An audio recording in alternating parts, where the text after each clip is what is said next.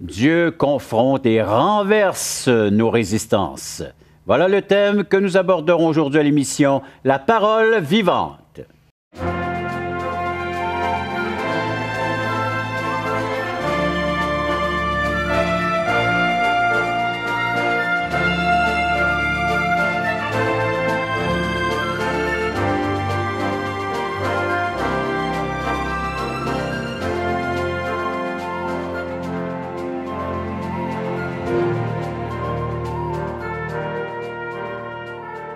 Mesdames, Messieurs, bonjour, bienvenue à l'émission La Parole vivante. Aujourd'hui, confrontation, renversement à la résistance. C'est Dieu envers un de ses serviteurs, un de ses disciples, un de ses apôtres qu'il doit confronter. Bonjour, Jeff. Bonjour, Jean. Bonjour, Simon. Bonjour. Acte chapitre 10, l'histoire de Corneille qui se poursuit, mais maintenant, Dieu doit travailler du côté de son serviteur Pierre. Oui, parce que c'est lui qui doit aller chez le fameux Corneille. La dernière fois, on a vu finalement que c'est un Italien, ou en tout cas un païen, et des nations. Oui. Maintenant, c'est de un première chef militaire, fois, hein, romain. C'est ça, oui. Et ça va être la première fois, en tout cas dans la connaissance qu'on a ici du Nouveau Testament, où un Juif va aller chez un païen. Donc, ça va être intéressant de voir C'est ça. du jamais vu. Pas encore. C'est contre-culture, mettons. Ouais. Je vous fais la lecture. Absolument. Acte chapitre 10, à partir du verset 9. Le lendemain que Corneille a eu la vision, cet ange qui lui est apparu, qui a dit, envoie des gens à Joppé, puis cherche Simon-Pierre. Alors le lendemain, comme ils étaient en route et qu'ils approchaient de la ville, Pierre montait sur le toit vers la 6e heure pour prier. Il eut faim et il voulut manger. Pendant qu'on lui préparait à manger, il tomba en extase. Il vit le ciel ouvert et un objet semblable à une grande nappe attachée par les 4 coins qui descendait et s'abaissait vers la terre, et où se trouvaient tous les quadrupèdes, des reptiles de la terre, des oiseaux du ciel. Et une voix lui dit, « Lève-toi, Pierre, tue et mange. » Mais Pierre dit, « Non, Seigneur, car je n'ai jamais rien mangé de souillé ni d'impur. » Et pour la 2e fois, la voix se fit encore entendre à lui. « Ce que Dieu a déclaré pur, ne le regarde pas comme souillé. » Cela arrivait jusqu'à 3 fois, et aussitôt après, l'objet fut retiré dans le ciel.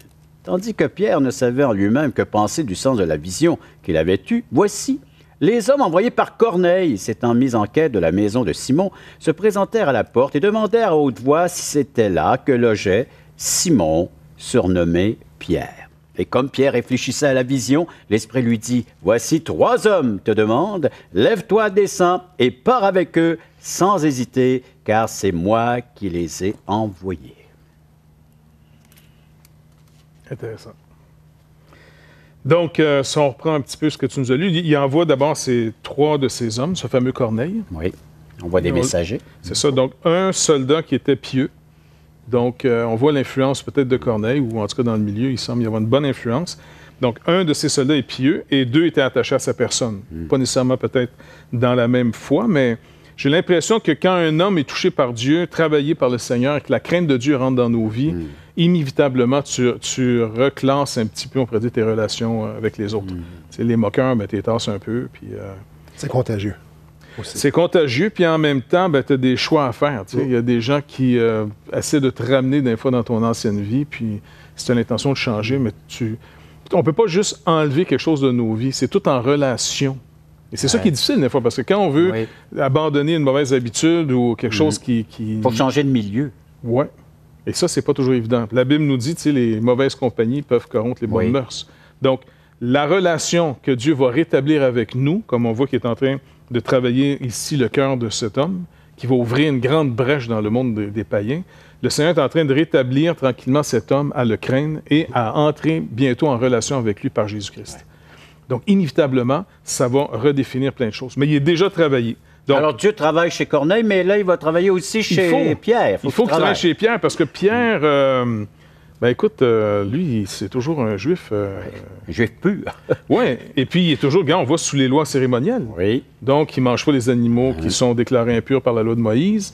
Il fait des prières à des moments assez réguliers dans sa journée. Donc, c'est vraiment le Juif qui comprend son judaïsme maintenant dans la lumière en Jésus-Christ. Alors, il est né de nouveau, mais il continue à pratiquer son judaïsme. Pour nous, au Québec, en 2015, C'est un peu dur à comprendre, mais dans ce temps-là, Pierre, un Juif, aller en Samarie, on l'a vu dans les émissions précédentes, c'est pas facile, mais là, c'est une... Aller vers les païens. Le fossé est grand, là. Aller vers ceux qui, nos ennemis, en quelque sorte, aux ennemis au niveau politique, au niveau de la guerre.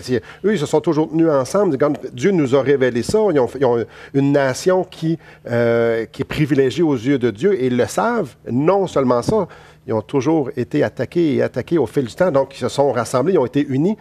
Puis là, il faut qu'ils aillent vers ces gens-là. Ces gens-là qui ont des pratiques religieuses très différentes, qui aiment les choses différentes, sont tous différents. Donc, pour que Pierre dise « OK, je m'en vais là-bas », c'était quelque chose. Ça prenait une intervention divine parce qu'il franchissait énormément d'obstacles, au niveau religieux, au niveau culturel, au niveau politique. Lui, aller là-bas, là, c'était quelque chose. Et Dieu, Jésus-Christ, il a intervenu parce que Dieu voulait ouvrir aux nations, voulait ouvrir à beaucoup plus grand son cœur pour que les gens puissent être sauvés. Donc, oui, tout... Pour utiliser une image de nos jours, une illustration, les bandes dessinées, c'est comme un Gaulois qui est appelé à aller donner sa potion magique à Rome, aux Romains, à César. Hein? Ce qui est intéressant dans la Bible, c'est qu'on voit souvent ça, ces résistances-là. Dieu dit, je veux que tu aies annoncé l'Évangile à ce peuple-là ou à ces gens-là. Et on voit les personnes, ici comme Pierre, non. Et ça nous fait penser un peu le parallèle avec Jonas. Je ne sais pas si on veut en reparler un petit peu plus tard dans l'émission. Peut-être qu'on pourrait en parler beaucoup parce qu'il y a quand même pas mal de parallèles ici avec Jonas, de par la résistance, de par le lieu où est-ce qu'ils sont, où est-ce que Dieu te demande, va annoncer et qu'on fait... Ah, il y a eu de la résistance chez Jonas aussi. Hein? Oui, pas mal, oui. Même genre qu'on retrouve chez Pierre. Même genre. Et qu'on peut retrouver encore aujourd'hui, peut-être, chez certains chrétiens, croyants ou églises. Au travers des siècles, on a vu, hein? Que ce soit des peuples, que ce soit des classes sociales, on avait exclu des gens de leur annoncer le salut. Qu'en pensez-vous? Qu'en dites-vous? Vous pouvez nous en faire part en composant le numéro de téléphone suivant, en 877-l'Espoir, en 877-537-7647, ou visitez nos sites espoir.ca, touchrétien.com, puis en même temps, profitez-en de l'offre gratuite, un livre qui vous est offert, vous pouvez nous en faire la demande. Après la pause, on revient avec ces résistances qu'on peut retrouver chez l'être humain et que Dieu doit confronter. Là, ici, déjà, on voit que l'océan ouvre une brèche maintenant vers le monde entier. Le salut va devenir universel.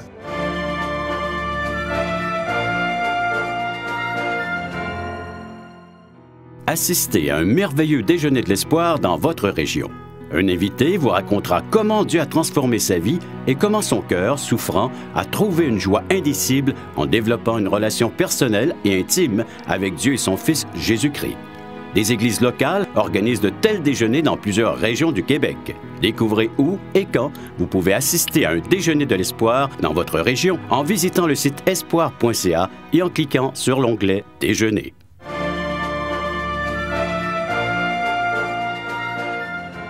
Juste avant de partir pour la pause, il y a Simon qui nous parlait d'un parallèle entre la résistance de Simon-Pierre et de celle d'un évangéliste, d'un prophète de l'Ancienne Alliance, Jonas. Jonas, que vous avez peut-être déjà chanté quand vous étiez tout jeune, Jonas dans le grand poisson. Hein? Alors, cette réticence de Pierre, donc, rappelle celle de ce prophète de l'Ancien Testament, sous diverses formes, entre autres, le même port, à Joppé. Alors, les deux devaient se rendre à Joppé pour y rencontrer. Qui existe toujours aujourd'hui en passant. Encore aujourd'hui. On a tenu des émissions l'année passée. Déjà, avec la série, donc, Paroles vivantes, a été tournée là, quelques émissions. Dieu qui doit confronter et renverser la résistance de ces deux hommes-là, ces deux de ses serviteurs, hein, un prophète et un apôtre. Il y a également le fait de se lever, toi, et va maintenant dans cette direction. Dieu lui indique une direction à suivre, entreprendre donc les démarches nécessaires pour qu'il puisse entendre le message de la grâce de Dieu. C'est le même message. Hein. Alors, à Nénive, on peut mettre Jonas dans le contexte, il devait se rendre à Nénive pour annoncer que les oracles de Dieu, qu'un jour, il y aura un jugement. S'ils ne se repentaient pas de leur conduite, eh bien, la colère de Dieu s'abattrait sur eux. Hein. Même, il avait donné un temps, 40 jours. C'est vrai. 40 jours et Nénive sera détruite. Et Jonas ne pouvait pas comprendre que Dieu pouvait épargner, faire grâce à un peuple aussi dépravés que les gens de Nénive. Ils ne pouvaient pas comprendre que Dieu est aussi bon que pardonner ces gens-là. Et puis, la foi des païens, c'est ces deux peuples, justement, qui étaient ignorants des choses de Dieu et que eux ont reçu l'ordre d'aller les renseigner, de les informer. Ensuite, la réponse hostile qu'on retrouve chez Pierre et chez notre ami Jonas, et peut-être encore aujourd'hui dans l'Église. Hein? Même dans l'Église de Jérusalem. C'est vrai, on va voir ça, que quand Pierre va aller annoncer l'Évangile, au chapitre 11, quand il va retourner à Jérusalem, l'Église va vraiment lui demander des comptes en disant « Mais qu'est-ce que tu as fait? » Tu fais, là? Il y a eu une grave erreur qui s'est produite. Tu es allé vers les païens, ça n'a pas d'allure, on ne fait pas ça. C'est vrai. On reprend Pierre, alors qu'il était sous la conduite de l'Esprit de Dieu. Et la réponse de Dieu à Jonas, et qu'on retrouve dans les Actes aussi, que Dieu veut s'ouvrir vers ses peuples. Dieu veut atteindre le plus grand nombre de personnes. Dieu est prêt. Sa grâce se manifeste, peu importe l'ethnie, peu importe la langue, la couleur, la race, Dieu œuvre présentement. J'ai l'impression que les Juifs avaient oublié que Dieu avait mis ce peuple à part, non pas pour les distinguer des nations, de les mettre à part contre les autres, mais de les mettre à part pour les nations. Et puis, mais ils ont oublié que c'était pour les nations. T'sais. En Abraham, il dit, toutes les familles de la terre seront bénies en toi. Ouais. Donc, c'est ce qui est en train d'arriver. C'est donc facile de prendre les bénédictions puis de dire, c'est pour moi et on va se concentrer là-dessus, puis on va jouer avec notre petite chose en oubliant que Dieu voulait que cette bénédiction-là serve à propager justement cette grâce-là que Dieu voulait faire. Et l'apôtre Paul, qui sera l'apôtre des gentils, dit Dieu a dû briser ce mur par l'entremise de son Fils, le Seigneur Jésus-Christ, afin, encore une fois, de rejoindre toute race humaine. Et si on regarde un peu comment ce mur a été détruit pour Pierre, parce que Pierre est quand même pris dans son contexte, il dit d'abord, il est sur le toit de la maison. C'est assez courant dans le Moyen-Orient. C'est comme aujourd'hui, il y a des gens qui font leur terrasse, leur parterre sur la toiture, en tout cas un endroit où ils peuvent aller se détendre. Oui, puis ça doit être là, sûrement. Ouais. Il a faim, c'est midi, et puis en même temps, c'est un peu l'heure de la prière. Donc on voit, Pierre est encore dans un système... C'est pratique, hein? C'est très bien cadré, finalement, que le judaïsme avait donné. Il a faim, il veut manger, pendant qu'on lui prépare à manger, il tombe en extase. Maintenant, à remarquer ici, il n'est pas en train de rechercher une extase. Et là, ça nous met encore une fois, méfiez-vous d'aller vers des formes de mysticisme pour essayer d'atteindre des sphères. Il est simplement en prière et c'est Dieu qui le visite. C'est pas lui qui s'en va visiter Dieu, c'est Dieu qui va le visiter. Et puis là, il voit le ciel s'ouvrir, un peu comme Étienne. Étienne, un martyr, dans quelques chapitres auparavant, avant de se faire tuer, il voit aussi le ciel s'ouvrir, puis il voit le Seigneur Jésus-Christ debout. Et là, il voit, de ce ciel descend une nappe. Et puis, dans cette nappe, c'est comme on s'en va un gros pique-nique, hein? Des animaux, mais des animaux classés pour un juif comme impurs. Et que une voix qui était peut-être même commencé à habituer à entendre, parce que dans les évangiles, il avait entendu peut-être cette voix au baptême de Jésus. Et puis, ou s'il n'a pas entendu là, parce que c'est son frère Jean, surtout, qui était là au baptême. Et après le baptême, je pense que Jean va amener son frère voir Jésus. Ou encore, c'est la voix de Jésus.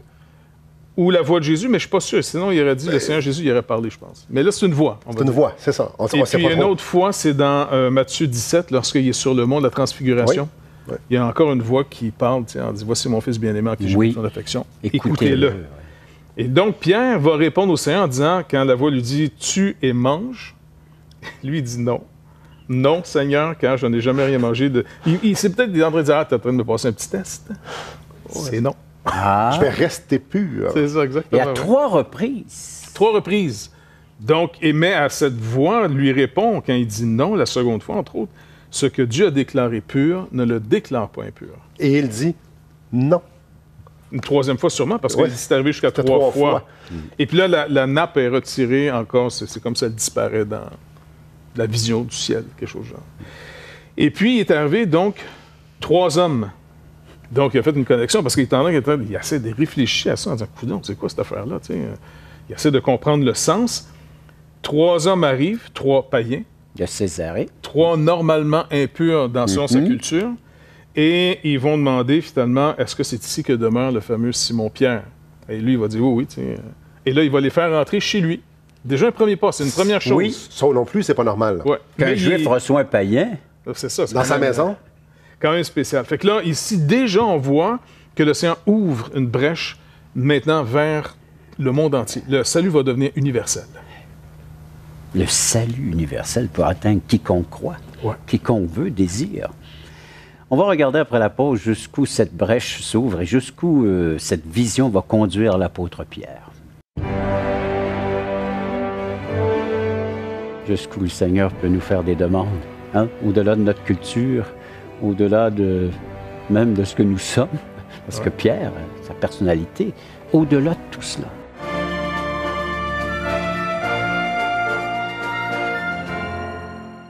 Voulez-vous combler le vide dans votre âme? Avez-vous soif d'une sérénité intérieure?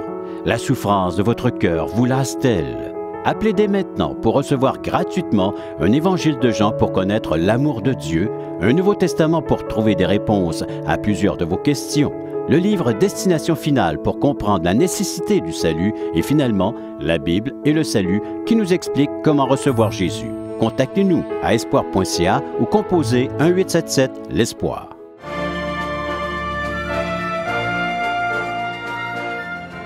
Notre ami Simon-Pierre, il attend donc le dîner se prépare et puis il soit prêt à aller le manger. Mais il reçoit une visite inattendue, le Seigneur qui lui montre par une vision, une nappe avec les reptiles, toutes sortes d'animaux impurs, tue et mange. Il est confronté avec cette vision, il ne la comprend pas tout à fait, mais il y a des gens qui frappent à sa porte, à la porte où est-ce qu'il est hébergé. Chez un autre Simon, le corroyeur. Et puis...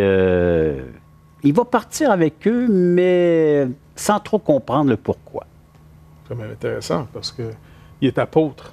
Oui, c'est ça sa job. Il était appelé à aller, faites de toutes les nations des disciples. Jésus, lui, a dit ça. Exactement. Ça fait que me semble qu'il a une vision, il comprend que ces hommes sont envoyés du Seigneur, parce que la voix continue à parler à Pierre quand il médite sur cette vision, parce que les gens cognent à la porte.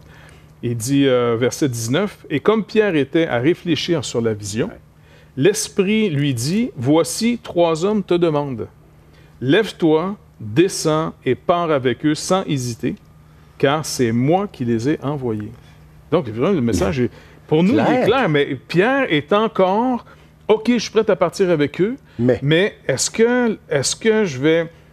oser leur donner le salut dans leurs conditions. » C'est un peu ça qui arrête Pierre encore. Ça nous montre à quel point c'était loin de sa compréhension qu'une telle chose pouvait arriver. Mais sais-tu quoi? Ça peut nous arriver parce que, imaginons qu'on est finalement dans une église qui a une certaine tradition, une bonne orthodoxie, qui fait des années qu'il va de l'avant. Le salut s'est opéré, la régénération de la majorité des gens de cette église-là s'est opérée, on va dire, il y a 10, 15, 20, 30, 40, 50 ans. Et ces gens vivent avec le Seigneur, marchent avec le Seigneur. Leur vie est réglée en relation avec leur communion avec Dieu. Donc, il y a plein de choses qu'ils faisaient avant qu'ils ne font plus. Puis, il y a un niveau de vie qui est différent. OK? Oui. Le Seigneur fait un réveil dehors. Et là, il va chercher des gens qui n'ont pas ce que ces gens ont développé comme culture, comme habitude, par leur relation. C'est dérangeant. Et supposons que, je ne sais pas, moi, tu as des gens qui arrivent habillés très différemment. Un nouveau langage, un autre langage aussi. Un autre langage, un autre style de vie. C'est ça. Et dans le sens, pas de raffinement, d'autres mots, OK?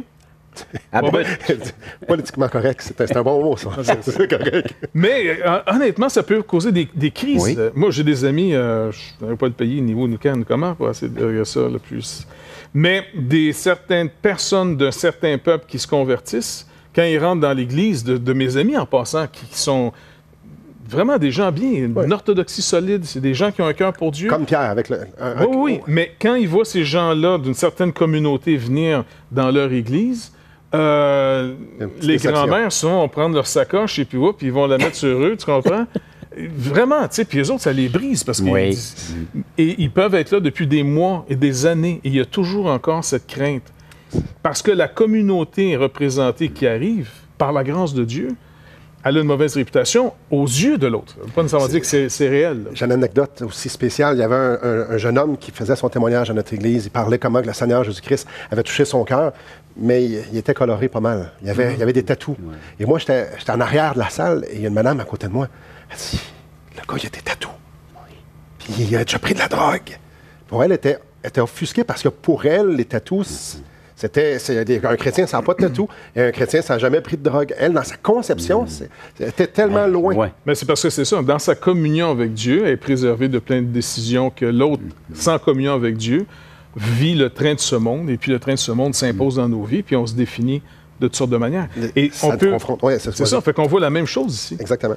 Pierre, là, il sort d'une culture millénaire que Dieu, finalement, a investi dans cette nation depuis plus de 1000 ans, 1500 ans. Ouais, avec Abraham. Même avec Abraham, encore plus vieux.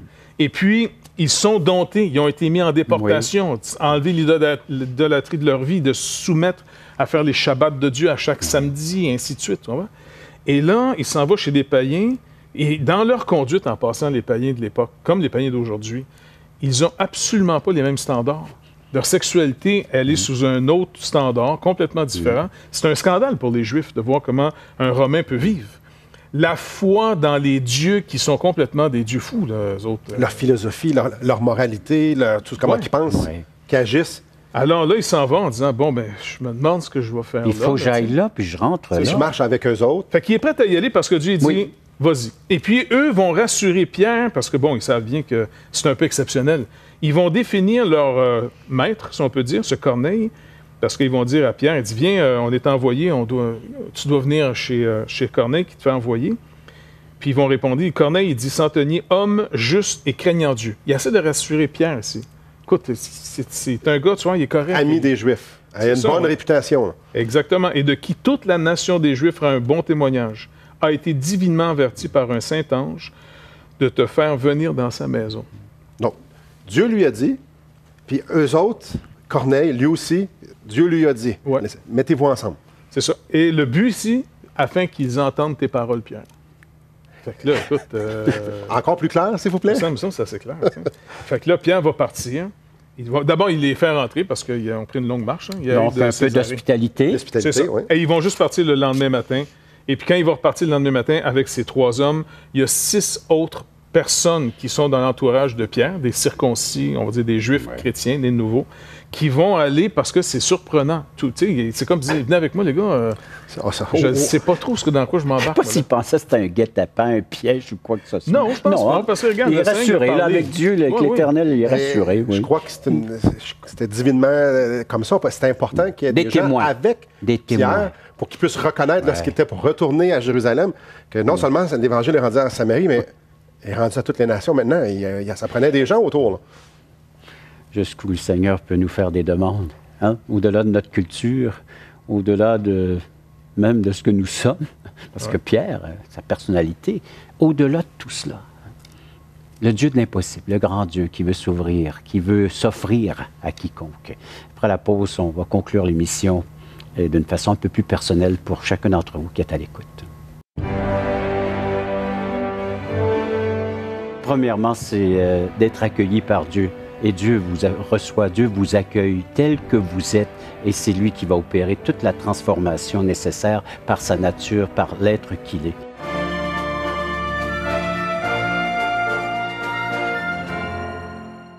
Espoirpourlecoeur.org aborde des problèmes que tous peuvent rencontrer un jour. Solitude, culpabilité, manipulation, rébellion et adultère.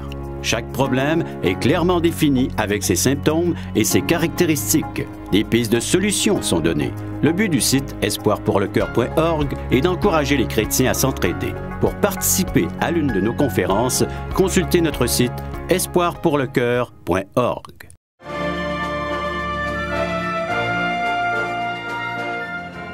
Vous vous retrouvez peut-être dans le personnage de Pierre. Vous avez vous aussi des résistances. Comment visiter le milieu évangélique, comment entrer dans leurs églises, comment... Il y a des hésitations là, qui sont là, il y a des gens qui aimeraient peut-être faire le pas. Est-ce qu'on peut les aider, les conseiller? Oui, bien souvent, on voit Pierre être confronté, mais on a toutes sortes de confrontations. Je me souviens très bien la première fois que j'ai laissé quelqu'un me parler, ouvrir la Bible. Juste le fait d'être abordé par l'Évangile. J'étais confronté, mais j'étais rassuré. On m'a montré la parole de Dieu, la vérité. Ça a ouvert. La première fois que je suis allé à l'église, aller dans une église. Quelle église? Je ne sais pas. Je fais quoi? Je m'en vais où? Comment je m'habille? Quand je vais rentrer, ils vont tous se revirer de bord. Ils vont me dire, c'est lui le nouveau. On peut être confronté de bien des façons. J'imagine à la maison, il y a des gens qui sont là. On dit, moi, je Je n'ai jamais été, puis je ne sais pas, oui, ça me tente, je sais pas. Ah, le Seigneur est en train de parler dans mon cœur. Mais ici, je pense que ça s'adresse surtout à des croyants. Oui. Il faudrait se mettre surtout des croyants. Aussi. Si le Seigneur est en train de toucher des gens et qu'il va les amener... À l'extérieur. C'est ça. Il y a des évangélistes dans nos églises, il y a des gens qui ont vraiment un cœur pour ceux qui n'ont pas connu le Seigneur encore. Et donc, ils vont vers eux et ils veulent les amener à l'Église. Il ne faudrait pas faire une barrière, parce que les gens vont venir comme ils sont. Écoute, ils n'ont pas de marche avec Dieu, ils n'ont pas une relation qui est développée. Donc, de faire attention de ne pas fermer la porte, de ne pas résister. En passant, si jamais on va dans une église parce qu'on cherche et que l'église ne nous trouve pas assez humble, pas humble, disons, assez digne d'eux, digne, oui. Bon, ben changez d'église. Vous en avez un autre qui va vous annoncer l'Évangile et qui va être content de vous voir entrer chez eux parce que c'est le but de l'Église, d'accueillir au nom du Seigneur, d'aller annoncer la bonne nouvelle et d'être prêt à recevoir les gens qui cherchent, qui se posent des questions. Ben, c'est sûr, écoute, tu peux pas être autre chose que ce que tu es quand tu arrives, tu comprends? C'est pas compliqué, mais... Puis la relation qu'on a, regarde, les relations qu'on a les uns avec les autres nous changent. Donc, de ne pas changer avant d'avoir une relation avec Dieu. Parce que le vrai changement se fait authentiquement par relation avec Dieu. Le Seigneur va rétablir par Jésus-Christ, d'abord, le pardon de nos péchés. Deuxièmement, on est appelé en nouveauté de vie. On passe de la mort à la vie. Et là, dans cette nouvelle sorte de vie, le Seigneur développe une relation avec nous au travers de sa parole et de son esprit. Au milieu de son peuple, c'est une nouvelle famille pour nous. Et là, tranquillement, nos habitudes de vie vont s'adapter, vont changer, c'est obligé. On va changer par relation. Oui. C'est l'influence, le cercle d'influence. Ici, Pierre, ici, s'était confronté parce que est-ce qu'un Dieu si pur, si saint, si juste peut accueillir ce qui est impur en sa présence? Ah, c'est sûr. Il doit se demander en disant qu'est-ce qu'on va faire là? Oui. Je veux dire, est-ce que je vais amener l'Évangile si bas? On devrait quand même les élever, on devrait au moins les préparer à ce que ce soit un standard de vie, oui. Mais le Seigneur dit non, tu t'en vas vers chez eux. Et là, c'est pas eux qui vont venir chez vous, parce qu'il aurait pu dire, OK, allez chez Pierre et ajustez-vous à lui. Non, il dit à Pierre, tu t'en vas chez eux et maintenant, regarde bien ce que je vais faire. Et ça va être vraiment intéressant de voir ce que Dieu va faire. Alors, vous êtes invité à aller visiter le milieu évangélique, les églises évangéliques. Puis si vous n'êtes pas bien accueillis, dites-nous-le. On va vous donner des bonnes adresses. Alors, mais premièrement, c'est d'être accueilli par Dieu. Et Dieu vous reçoit, Dieu vous accueille tel que vous êtes, et c'est lui qui va opérer toute la transformation nécessaire par sa nature, par l'être qu'il est. Merci encore une fois d'avoir été à l'écoute de cette émission. Merci pour votre participation, d'avoir pu enseigner nos gens sur ces vérités. On vous dit à la prochaine émission de La Parole vivante.